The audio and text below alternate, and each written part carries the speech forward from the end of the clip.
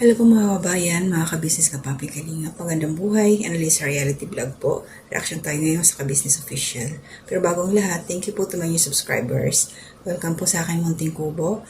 Mga silent viewers, nagla-like, nagko-comment, nagsishare po sa aking mga ginagawang reaction. Thank you po sa suporta ninyo. And please support na rin po ang Kabisnes Official, syempre, Papa Dins TV, Kabisnes Family, Mrs. KB Official channel po ni Mrs. Kabisnes. And ang mga kasamahan ko pong reactors dito sa Kabisnes Official, please support na rin po. And also, isama po din nating suportahan sila Kuya Bal Santos Matubang, Kalinga Prab, at Edna Vlogs, Jack Tapia Matubang, mga kasamahan kong reactors sa Karepa, at sa buong Kalingap team po. Ayan. So, salamat po sa suporta ninyo. So, yung reaction ko po ngayon is dito po sa isang natulungan, nabigyan ng blessing nila Pinuno Kabisnes. Napaka-inspiring para sa akin yung nakita kong video na to. Si Kuya Bong, na ipinaglihi siya sa, sabi nga niya, sa Batibot. Naalala ko nun yung si Pong Pagong. Siguro elementary pa ba ako noon?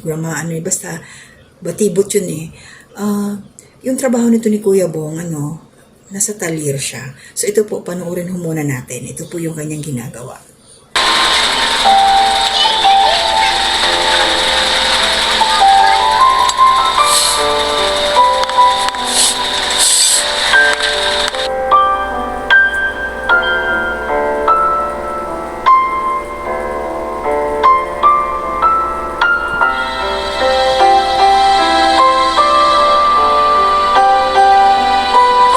So yan mga ka-business at natapos na ni Kuya Bong yung kanyang Pagka ganun, Kuya Bong, vulcanize ng tricycle, magkano po singil yun dyan? 50 pesos. Hindi pa kasama interior? Gano'n lang vulcanize. Vulcanize lang yun.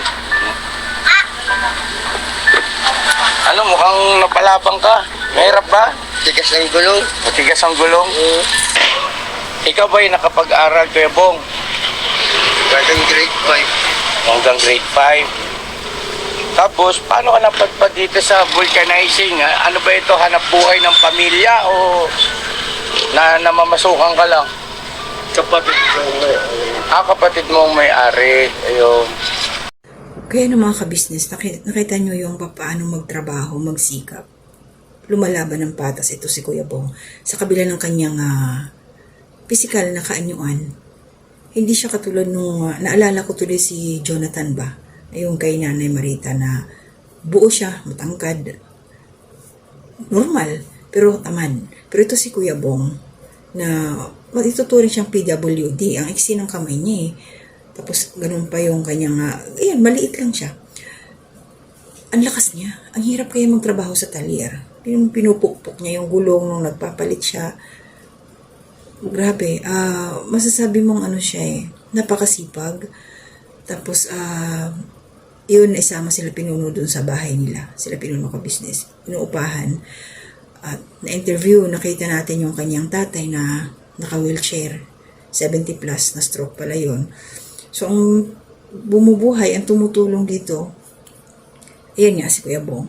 At yung sa Talir, sa kapatid din pala niya yung may-ari, siyempre, yung income doon, depende sa kanyang kita, sa nagpapagawa. Kumbaga, seasonal din. Kasi hindi naman madalas ganun may nasisiraan ng gulong. So, mahirap din ang kitaan sa ganung klaseng trabaho. Pero at least, mayroon silang pinagkukunan. Na parang nakakaawa ito si Kuya Bong na nakikita natin yung kanyang sitwasyon, yung kanyang kalagayan. Pero nagsisikap siya, hindi siya naging pabigat, hindi siya pasaway. Kasi kung iba yan, ganyan na may siya sa katawan, mag-aasa na lang yan na may magbibigay sa kanya, may mag-aabot sa kanya. Diba nakita natin yung iba, namamalimos, dahil ginagamit yung kanilang kapansanan. Pero ito ito si Kuya Bong, talagang nagsisikap siya. Gumagawa siya ng kung ano yung kaya niya. Matagal siyang tatalir. Doon na siya, yun na yung kinabubuhay niya. Sabi niya, nasa 30 plus. Ang edad niya, 30 plus ba yun? Or something. Nakalimutan ko pasensya na ng mga kabisnes. Pero matagal na siya na yun ang kanyang trabaho. doon sa pagtatalya. At yun nga, nagtanong si Pinuno kung magkano yung magiging puhunan sa ganun. Malaki po talaga kasi yung compressor pa lang mahal eh. Alam ko, kasi yung tatay ko dati meron silang ganun din sa compressor. Para sa hangin, mahal yun. Tapos yung iba pang mga gamit, mahal. So at least nandiyan, kapatid naman niya, dyan na lang siya tulong-tulong. Nangungupahan pa sila ng bahay. Nakakabilib yung ganung klaseng tao na, ayan, nagsisikap. Gumagawa kung ano yung kaya niya.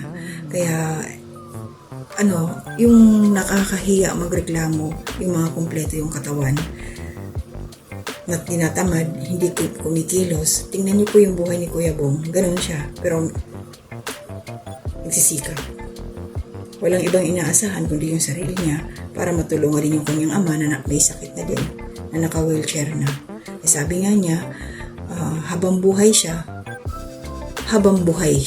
si Kuya Bong, ay tutulungan niya or aalagaan niya ang kanyang ama. Katrabaho siya.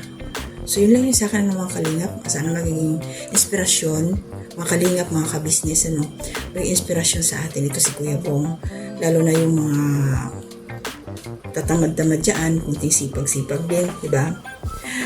Shoutout kay Jonathan na umaasa na lang sa bigay-bigay, diba? So ayun, tuloy-tuloy po tayo ng support sa bawat isa. At ito, maraming salamat po sa nag-views po dito sa aking last upload na 16 hours ago. Thank you po sa 22 views. And meron pa ho akong reaction na ginawa dito kay Kalingap Edo patungkol dito kay Arjen nung itinakbo sa hospital. 23 views. Thank you po. Salamat sa inyo. And meron din ako i-share patungkol sa tarot reading. Thank you din po sa 40 na nanood. Siyempre, ginugulo yung inyong oras, minuto dito sa aking mga ginagawang reaction. Kaya maraming salamat po sa inyo. So, sobrang blessed din po ako sa mga ganito na malaking bagay sa akin yung mga ganyang views ninyo na nanonood kayo sa aking reaction. Dahil, ayan, precious ang ating time is gold, pero isinishare niyo po sa akin, kaya God bless po sa inyo. At sa lahat-lahat po na lagi na rin sa comment section, thank you po. Good morning po, kila si Nanay Solidad, shoutout po dyan sa Sibunay, kumusta po kayo? Sana okay ang panahon dyan sa atin. Siyempre si Ate Marilyn, ni Corsa Emiliano Ralph, ayan, sila Ma'am Marilyn Cabanilla, sila Kalingap Turak, nakita ko siya sa sa aking community. Sino pa ba? Ayan, sila Ate Ninette. At saka yung iba na lagi na rin. Maraming salamat sa suporta ninyo. Aking pinsan, kumusta ka na, Day? Si Walls Tradition at saka si Ma'am Aisa May Dumasapal. Isa siya sa nagtumulong din sa akin nung nag-uumpisa pa lang ako. Kaya hindi ko ito makakalimutan. God willing, magkikita-kita kami doon sa amin. Kaya shoutout sa inyong lahat. Yan, syempre si Robin Bayona, aming kababayan. Shoutout sa iyo, kabayan. So, kumusta ka na? So, hanggang dito na muna. Basta kayong lahat. Nandito kayo sa puso ko. Salamat po sa suporta. Hanggang dito na muna. To God be the glory.